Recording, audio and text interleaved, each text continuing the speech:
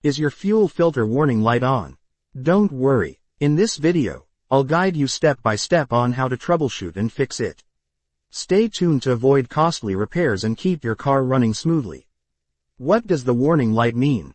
This light usually means there's water in the fuel filter, the filter is clogged, or there's a sensor issue. Let's fix it. Step 1.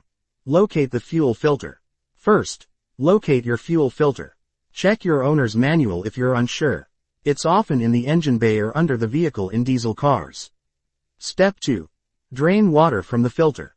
If water has accumulated in the filter, use the drain valve to release it.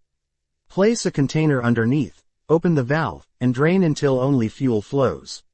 Step 3. Replace the fuel filter. If the filter is clogged, it's time to replace it. Unscrew the old filter, install a new one, and tighten it securely. Don't forget to prime the fuel system if needed. Step 4. Reset the warning light. First, try restarting your engine. Turn the ignition to the on position, wait for a few seconds, and then start the car. In most vehicles, the system will recalibrate, and the light should turn off automatically. If the light stays on, follow your car's manual reset steps. Turn the ignition to on but don't start the engine. Press and hold the reset button, usually located near the dashboard or under the hood, for 5 to 10 seconds.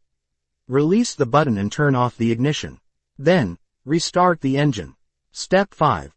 Test drive and maintenance tips. Take your car for a test drive to ensure everything is working perfectly. Remember to use high-quality fuel and replace the filter regularly to avoid future issues. Thank you for watching. If you've found this video helpful and want to support the channel, consider using the Super Thanks button. It's a great way to help me create more content like this.